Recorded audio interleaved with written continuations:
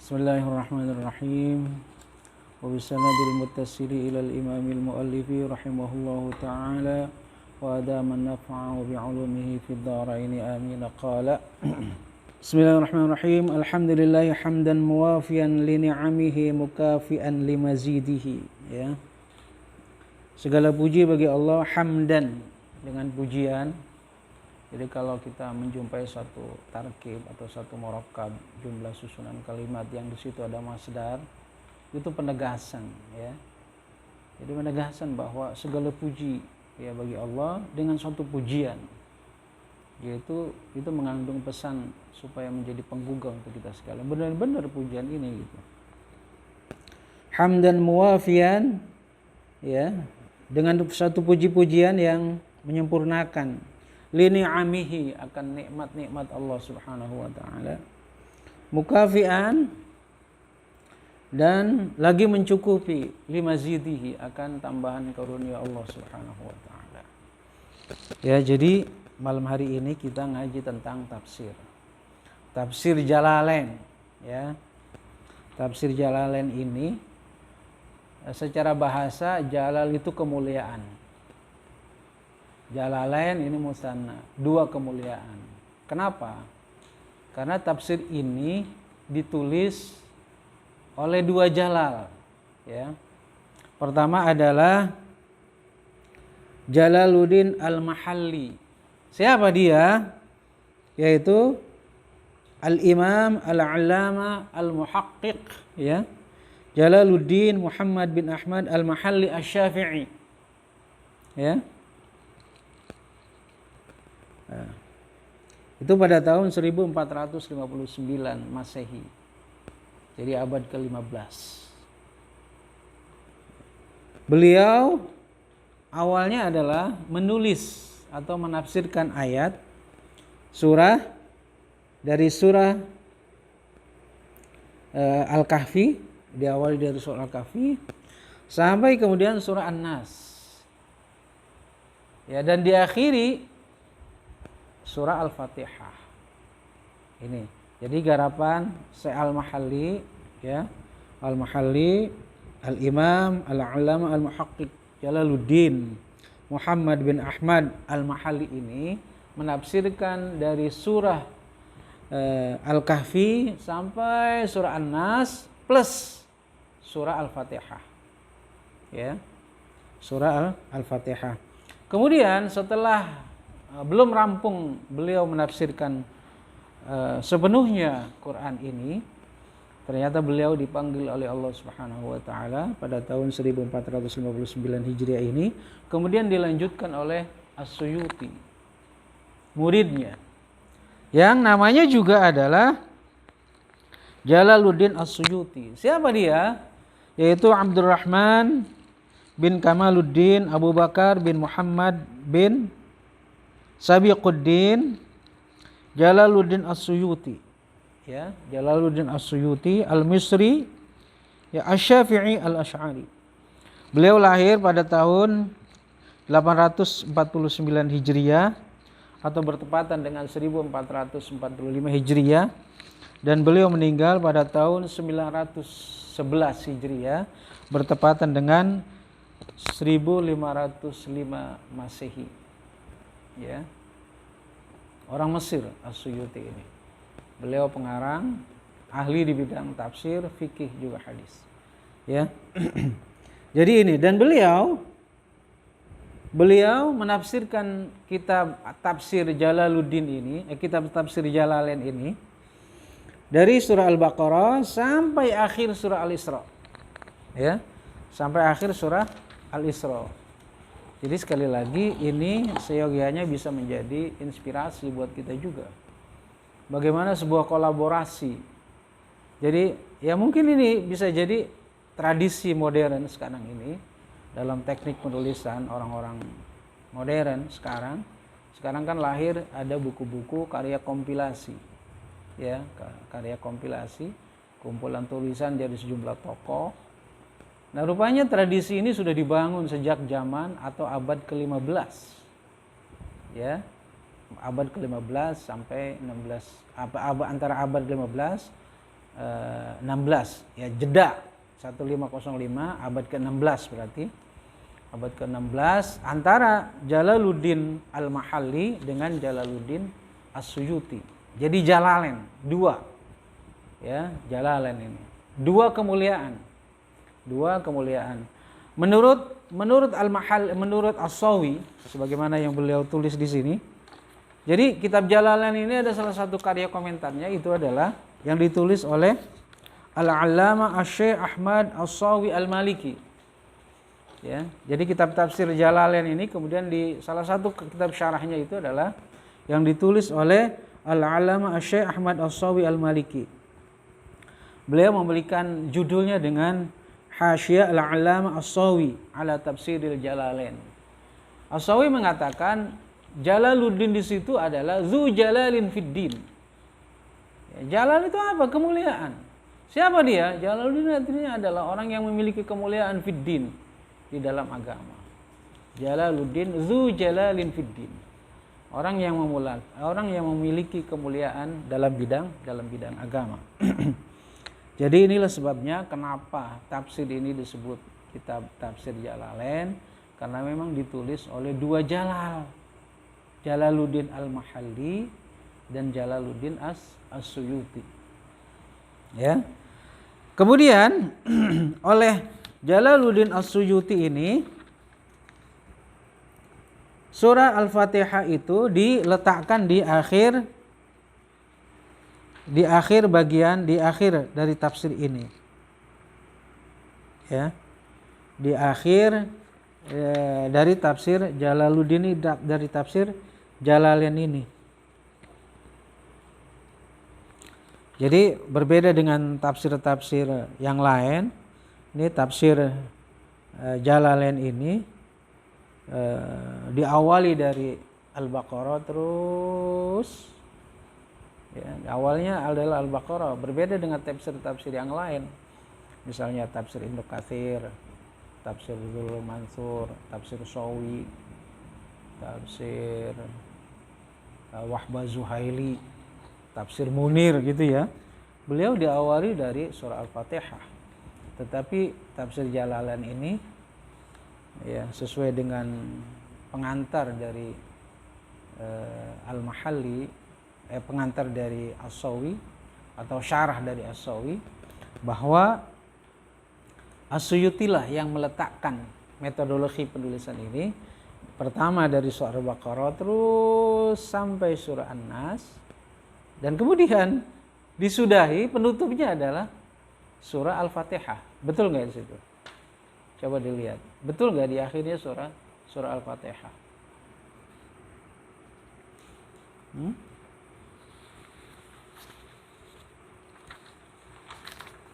Betul. Ya.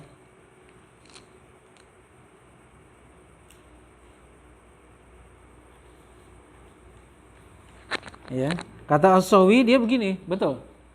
Ya. Ya.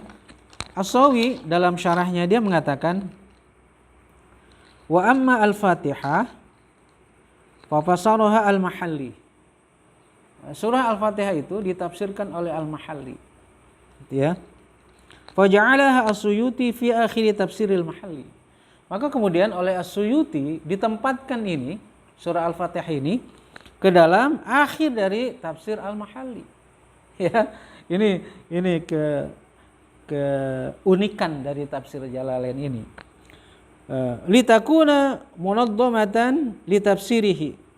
Supaya tafsir ini munaddamah menghimpun digabung gitu bagi tafsir Al-Mahalli ini. Wa btada huwa min awalil Baqarah. Sementara As-Suyuti ini mengawali tafsirnya itu dari surah Al-Baqarah. Ya. Jadi Al-Baqarah oleh As-Suyuti sampai ila akhiri surat Al-Isra. Ya, itu kolaborasi yang luar biasa ini ya antara dua jalal ini. Jadi pertama adalah Al-Mahalli, Jalaluddin Al-Mahalli, Pertama beliau menafsirkan dari surah Al-Kahfi, ya, sampai kemudian surah An-Nas dan plus ditambah surah Al-Fatihah yang kemudian diletakkan di akhir bagian tafsir Al-Mahalli, dan kemudian As-Suyuti menafsirkan, beliau adalah muridnya ini yang mengawali yang menafsirkan surah Al-Baqarah sampai dengan fi ila akhiri suratul Isra. Gitu ya. Jadi ini kita penting dalam mengkaji suatu kitab, setidaknya ada wawasan. Ada wawasan tentang siapa penulis, ada wawasan tentang apa dan bagaimana karakteristik dari karya itu, ya. Kemudian sebisa-bisanya kalau bisa ada background, ada biografi ala kadarnya dari seorang muallif, apa kelebihannya dan seterusnya. Sehingga kemudian dari situ kita memiliki sebuah wawasan, artinya sebuah bekal untuk meneropong lebih jauh tentang isi dari karya itu. Setidaknya itu ada pendahuluan-pendahuluan. Jadi supaya kita tidak gelap kitab apa yang ini kita kaji gitu ya.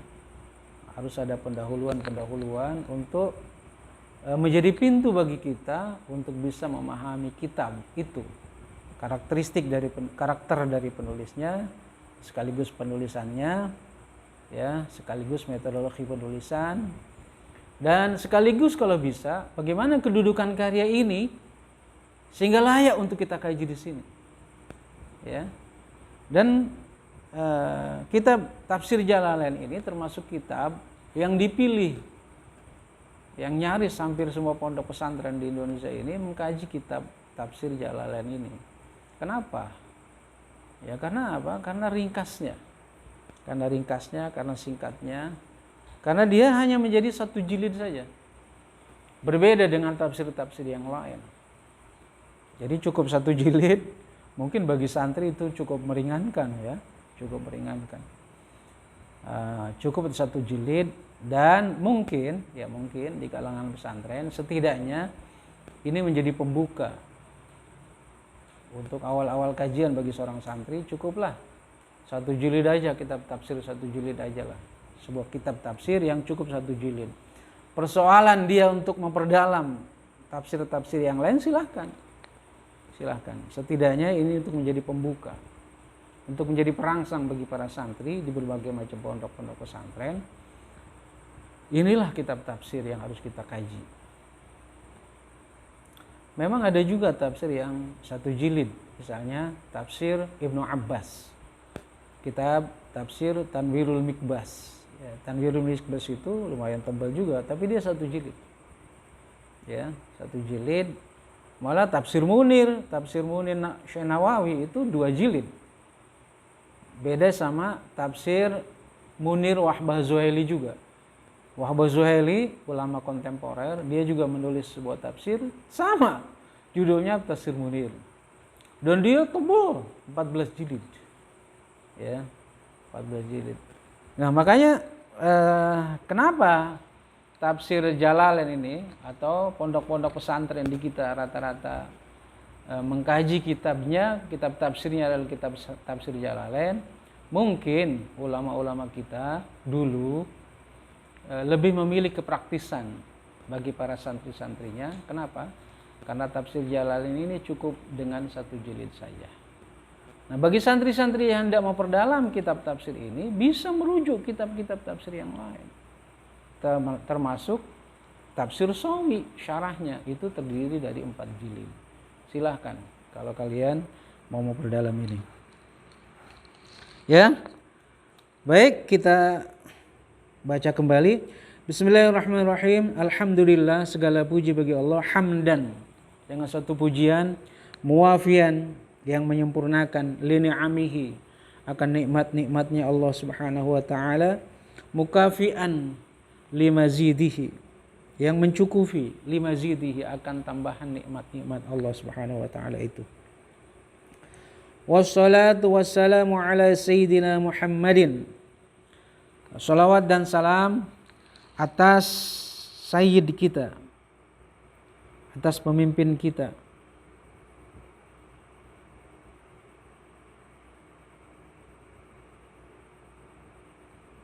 Ya. Muhammadin, siapa dia? Sayyid itu. Siapa Sayyid itu? Muhammadin, Muhammad.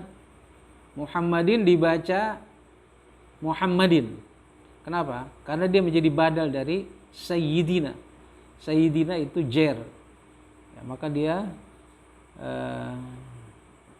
mubdal minhunya juga harus dibaca dengan jer. Sayyidina.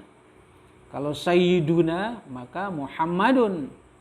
Karena sayyidinanya, karena sayyidnya adalah sayyidina, majrur dijarkan, ala harfu jarrin, sayyidi majrurun bi'ala. Nah, pengucapan i'rab juga harus sesuai dengan sesuai dengan kaidah. Kenapa? Karena dari i'rab, ya contoh ini ya, contoh ala sayyidina, ala harfu jarrin, sayyidina majrurun bi'ala.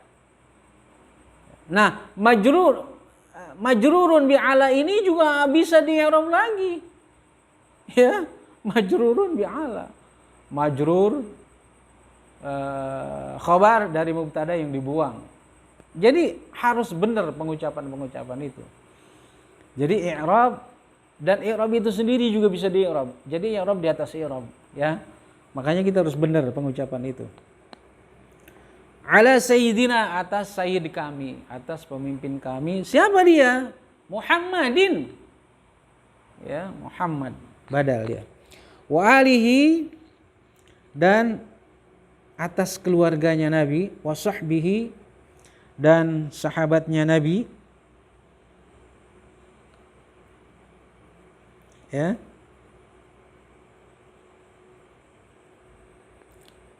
Wa sahbihi, dan sahabatnya Nabi, wa junudihi, dan junud. Apa itu? Tentaranya Nabi. Luar biasa ini ya. Al-Mahalli ini menggunakan tentara. Oleh As-Sawi diberikan karya komentar dengan junud itu adalah jam'u jundin. Ya. Jamak dari junud. Jam'u junudin, jamak dari junud.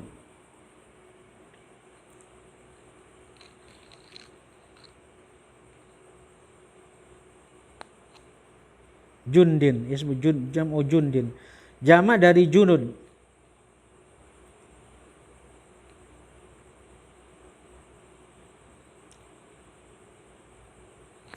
Ya. Ismu junudin jam'in, ya, isim junud itu adalah jam'. Yufraqu bainahu wa baina wahidin bil ya. Ya.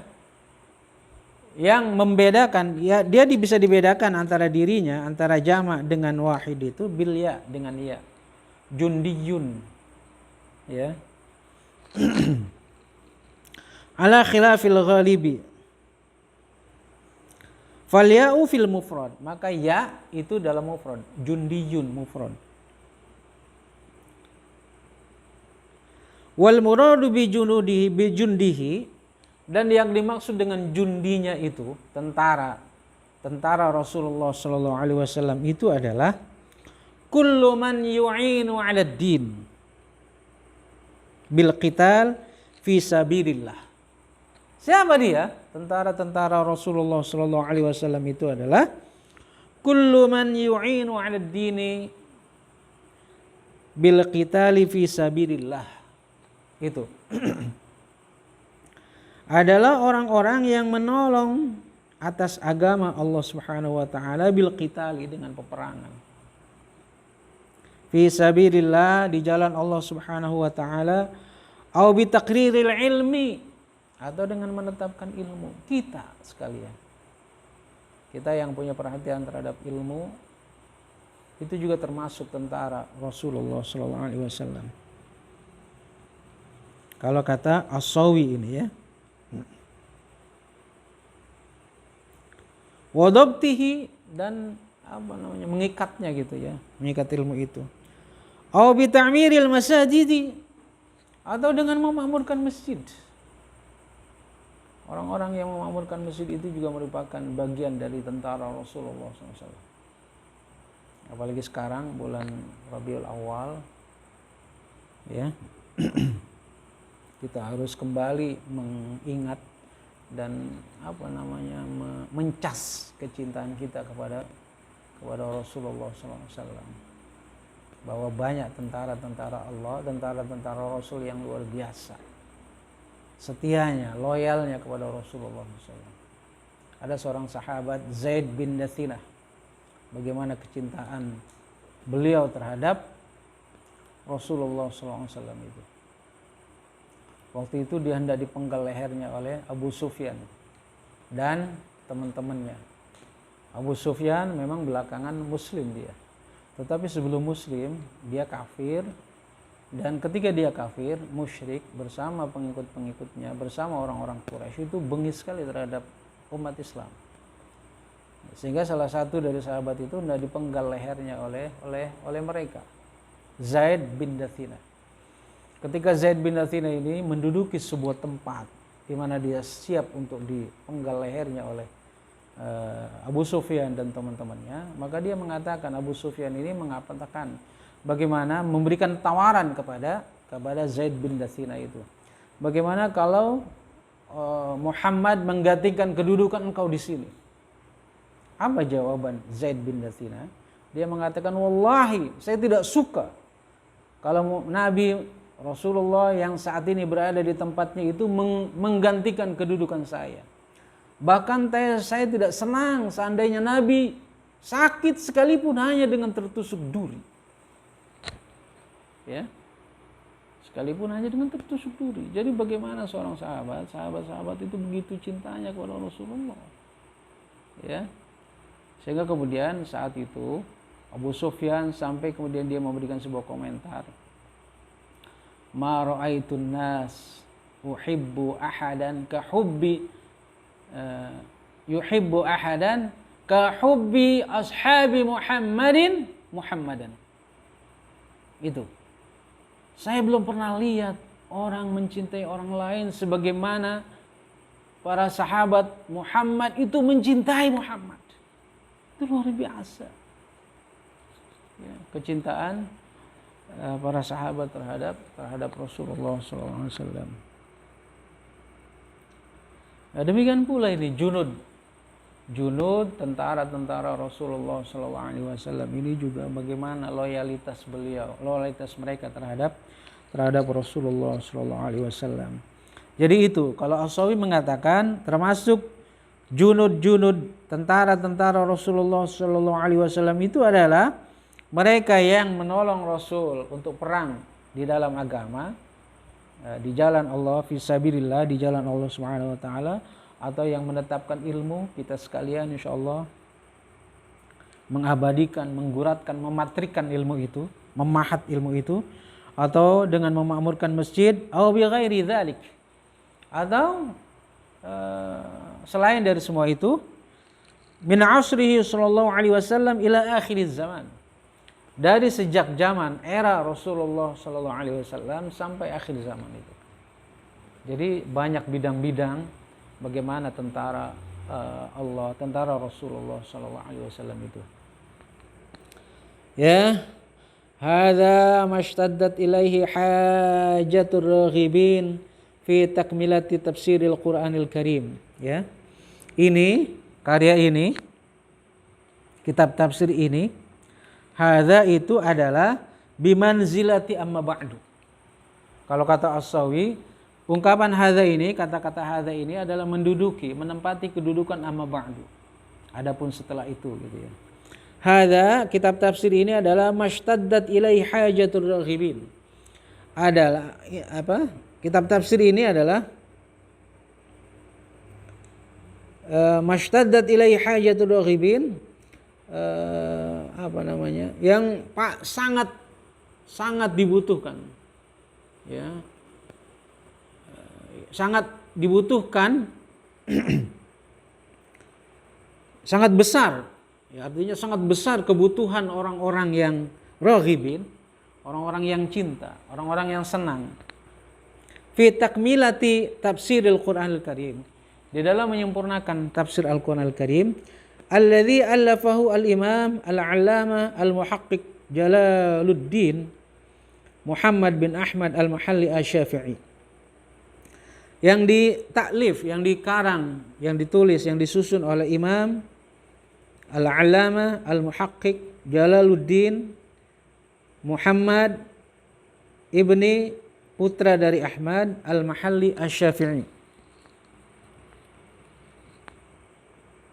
rahimahullah. Asy-Syafi'i itu adalah nisbah kepada nisbatun lil Imam Abi Abdullah Muhammad bin Idris Asy-Syafi'i. Imam Asy-Syafi'i yang kemudian beliau menulis satu kitab namanya Al-Um, juga Ar-Risalah. Jadi kalau kita mau mengkaji pokok-pokok pikiran Imam Syafi'i itu bisa dilacak dalam dua kitabnya ini, Al-Um dan Ar-Risalah. Ya.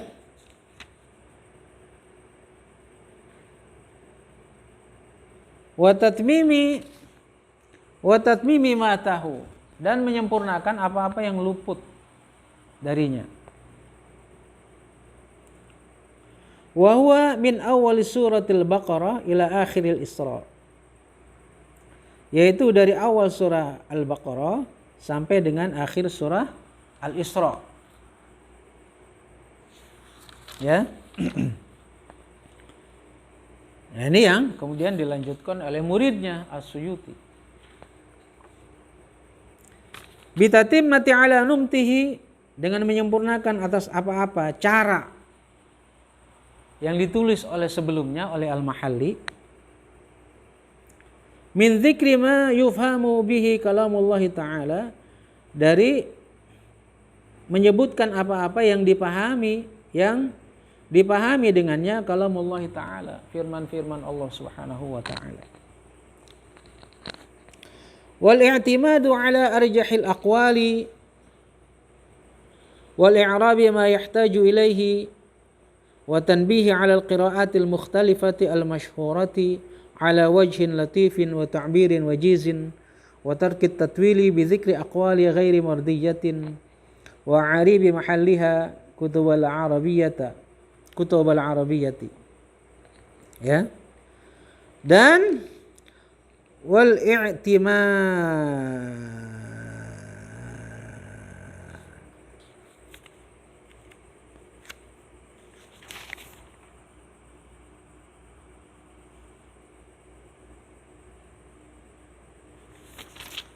i'timadi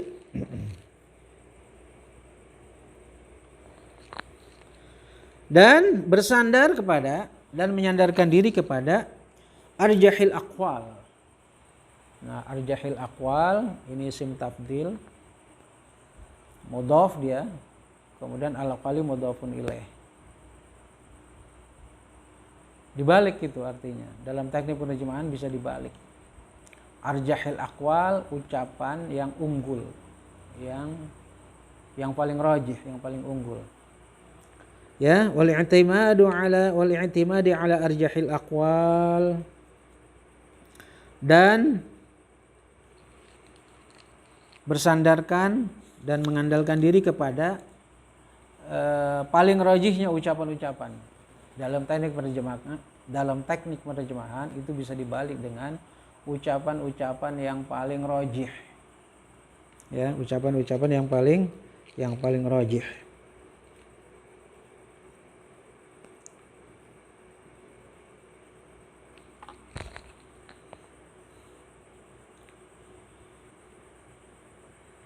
Nah, dalam kaitan ini, dalam konteks para pengkaji itu, kalau As-Sawi mengatakan wa'lam annal mudarrisina wa in tabayanat maratibuhum fil ilmi salasatu asnaf.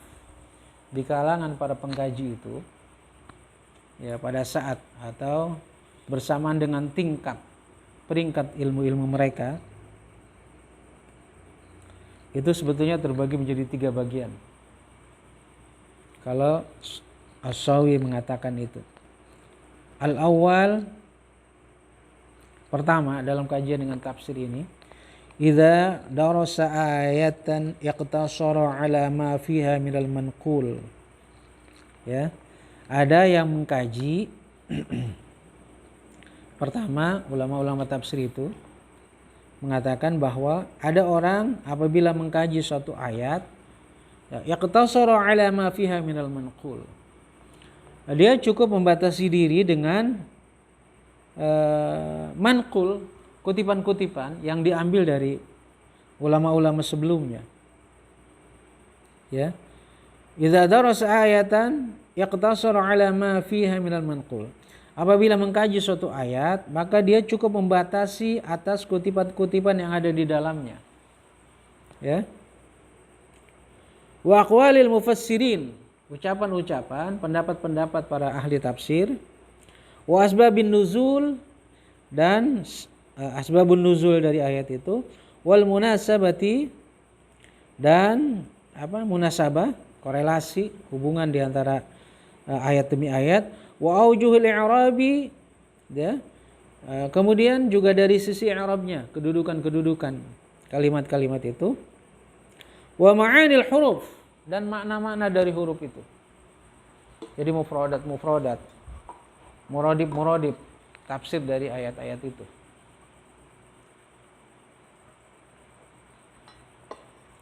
Jadi sinonim-sinonimnya ya. Sinonim-sinonim dari ayat-ayat itu atau kata-kata itu, huruf-huruf itu. Wasani, dan yang kedua, ada ulama yang seperti ini. Man ya'khudhu fi wujuhil istinbati minha. Adalah orang-orang yang mengambil sisi istinbat, kesimpulan minha darinya. Wa yasta'milu fikrahu bimiqdari ma atahu Allahu minal fahmi. Dan kemudian wa yasta'milu, dan menggunakan pemikirannya itu sesuai dengan pemahaman yang Allah berikan kepada dia. Wa la yashtaghilu bi aqwalis sabiqin, dan dia tidak sibuk dengan ungkapan-ungkapan pendapat-pendapat ulama-ulama sebelumnya dari kalangan mufassirin. I'timadan ala kauniha, karena menyandarkan diri kepada adanya ayat-ayat itu maujudatun fi butunil awraq. Kenapa? Karena ucapan-ucapan itu, pendapat-pendapat itu sudah cukup ada di perut-perut lembaran-lembaran itu. Artinya di lembaran-lembaran itu. Ngapain kita mengutip pendapat-pendapat ulama-ulama dulu? Toh sudah ada dalam lembaran kitab-kitab tafsir itu. Maka pada kelompok ulama yang kedua ini, bagaimana beliau mengeksploitasi sedemikian rupa akan pemikiran yang Allah berikan kepada dia sesuai dengan tingkat pemahaman dia. Itu ya, pertama. Satu, ulama-ulama mufassir yang menyandarkan kepada pendapat-pendapat sebelumnya, manqul tadi. Dan yang kedua adalah ulama-ulama mufassir yang mereka mengandalkan kepada mengeksploitasi, mengeksplor sedemikian rupa kemampuan berpikir mereka sesuai dengan tingkat pemahaman yang Allah berikan kepada dia. Ya. Ini menghindari ungkapan-ungkapan pendapat-pendapat yang ada pada ulama-ulama sebelumnya. Kenapa begitu? Karena mereka beralasan kalau kita hendak mengambil ulama-ulama dulu, ya cukup yang ada di lembaran-lembaran kertas itu. Dan yang ketiga, wasalis, dan yang ketiga, bahkan yang kedua ini lebih jauh lagi, ya, i'timad, ya. Karena apa? Karena dia menyadarkan diri bahwa adanya ayat-ayat itu atau pendapat-pendapat itu cukup ada di lembaran-lembaran kertas. Ya, la ma'na li dzikriha. Yang tidak ada artinya untuk menyebutkan ungkapan-ungkapan itu. Ya, manqul itu cukup mengandalkan pemikiran kita sesuai dengan tingkat pemahaman yang Allah berikan kepada dia. Ya. Watsalitsu, dan yang ketiga, mayaral jam'a bainal amrayni wa tahalla bil wasfaini, ya, wala yakhfa annahu arfa'ul asnafi, wa min hadza as-sinfu al-Jalal al-Mahalli wal Jalal as-Suyuti radhiyallahu anhuma. Ya. Dan yang ketiga adalah ada sekelompok ulama mazhab atau katakanlah apa namanya kelompok ya, kelompok mufassir, di mana dia melihat mereka berpendapat ya, mereka berpendapat mayyarul jam'a bainal amraini, mereka berpendapat menghimpun di antara dua kelompok ini. Satu sisi dia mengutip juga, tapi di sisi lain juga mencoba mengerahkan pemikiran dia sesuai dengan pemahaman yang Allah berikan kepada dia, ya.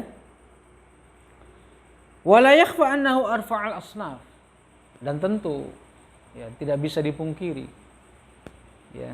Wala yakhfa, tidak apa namanya, tidak tersembunyi lagi, artinya sudah jelas bahwa kelompok yang ketiga ini adalah arfa'al asnaf, merupakan kelompok yang paling luhur, yang paling bagus ya. Wa min hadza, dan dari sinilah As-Sinful Jalaluddin Al-Mahalli, dan pada bagian inilah ya adanya Jalaluddin Al-Mahalli dan Jalaluddin As-Suyuti radhiyallahu anhuma, semoga Allah ridho kepada dia. Maka dari sisi inilah tafsir Jalaluddin ini, tafsir Jalalain ini ya. Satu sisi dia mengutip manqul, kutipan-kutipan dari para mufassir, ahli-ahli tafsir sebelumnya, dan di sisi lain juga kedua Jalal ini mencoba mengerahkan pemahaman sesuai dengan yang Allah berikan kepada dia. Ya.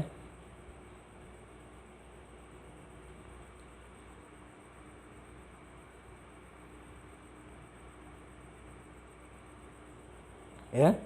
Itu. Jadi karakteristik dari tafsir Jalalain ini adalah bagaimana kedua Jalal ini, kedua orang yang mulia ini adalah mencoba merumuskan metodologi penulisannya adalah pertama dengan mengutip ahli-ahli tafsir sebelumnya, dan kemudian juga mencoba mengerahkan, mengeksplor,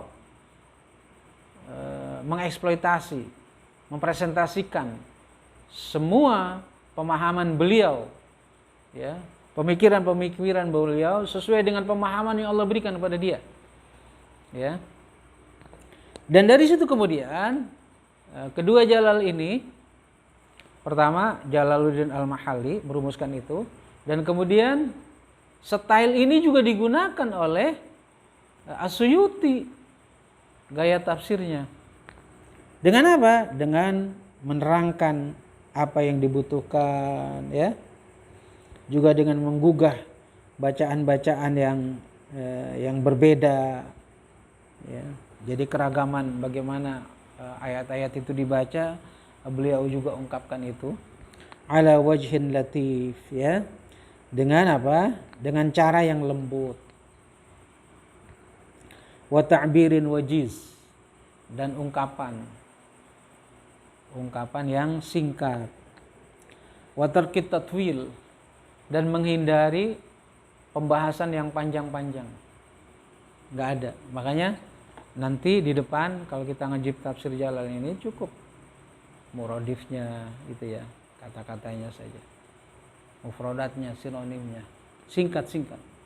Tapi dari situ juga kita bisa menangkap yang pemahaman ilmu yang banyak dari sini juga. Bidzikri aqwali ghairi mardiyatin, dengan menyebutkan ucapan-ucapan yang tidak disukai,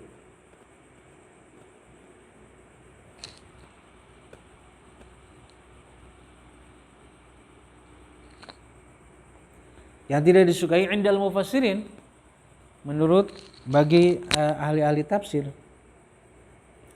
Wa ariba mahalliha, dan i'rab-i'rabnya, i'rab mahal, kedudukan kalimat-kalimat itu.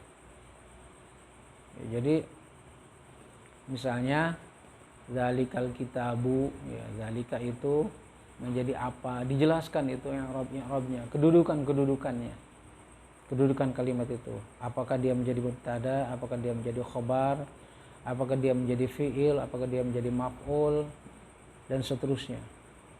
Ya. Ini penting kedudukan kalimat ini. Kenapa? Karena dari kedudukan kalimat ini bisa kita ketahui artinya, penerjemahannya. Ya, jangan sampai kita keliru. Makanya kan ada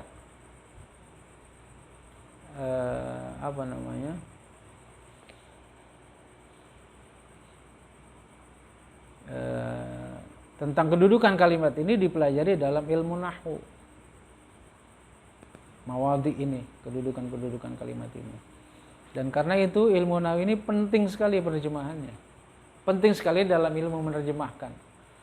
Makanya alhamdulillah kita ambil skripsi dengan judul Ilmu Nahwi wa Dauruhu fit Tarjamah. Ya, ilmu nahwu dan peranannya dalam menerjemah. Kenapa? Karena ilmu nahwu ini salah satunya adalah bagaimana kita mengetahui i'rab, kedudukan kalimat.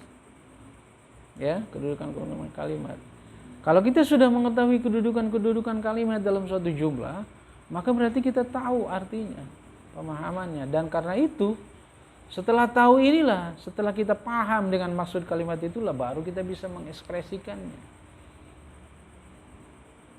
Dan kalau itu ada tuntutan bagi kita untuk menerjemahkannya ke dalam bahasa yang lain, maka dari situ kita bisa menerjemahkan. Ya, jadi silahkan kalau kepingin, kalau ada di antara kalian yang kepingin lebih jauh menerjemah kitab-kitab bahasa Arab ini.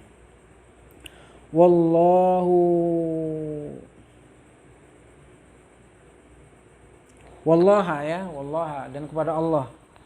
As'alun naf'a bihi, dan kepada Allah aku minta kemanfaatan bihi dengan kitab ini, fid dunya, di dunia, wa ahsanal jazaa'i alaihi fil uqba, dan balasan yang terbaik alaihi atas kitab ini fil uqba, di akhirat, bimannihi wa karamihi, dengan karunia Allah, dengan anugerah Allah. Mannihi itu anugerah. Makanya dari sini ada ayat laqad manallahu 'alal mu'minina idz ba'atsa fihim rasulan minhum yatlu 'alaihim ayatihi wa yuzakkihim wa yu'allimuhumul kitaba wal hikmata wa in kanu min qablu lafi dhalalin mubin. Itu ada, ya.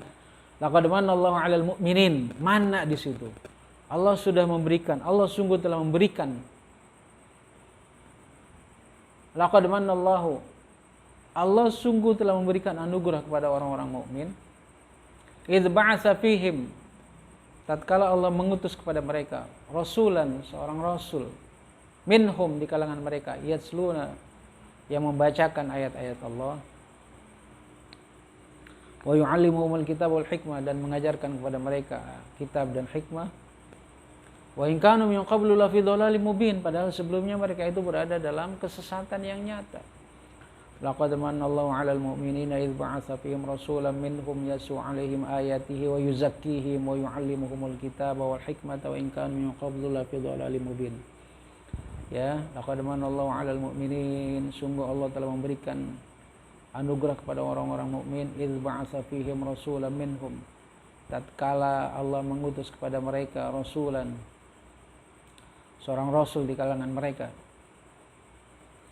Ya, idz ba'atsa fihim rasulan minhum yatluna ayatihim, yang membacakan kepada mereka ayat-ayat Allah, wa yuzakkihim, dan mentazkiyah mereka, wa yu'allimuhumul kitab wal hikmah,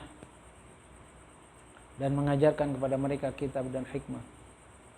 Wa in kanu min qablu lafi dhalalin mubin, padahal sebelumnya mereka itu berada dalam kesesatan yang nyata, ya. Jadi di sini wa ahsanal jaza, dan Allah akan memberikan balasan yang terbaik atas kitab itu fil uqbah, di akhirat, bimannihi, dengan karunia Allah. Kenapa kita ke ayat-ayat tadi? Karena ada kata-kata bimannihi ini, dengan anugerah Allah Subhanahu wa taala, wa karamihi, dan kemuliaan Allah Subhanahu wa taala, ya. Mungkin ini dulu sebagai pengantar dari kajian kita pada malam hari ini, kitab tafsir. Kita baca kifarat majlis. Subhanakallahumma wa bihamdika asyhadu an la ilaha illa anta astaghfiruka wa atubu ilaik.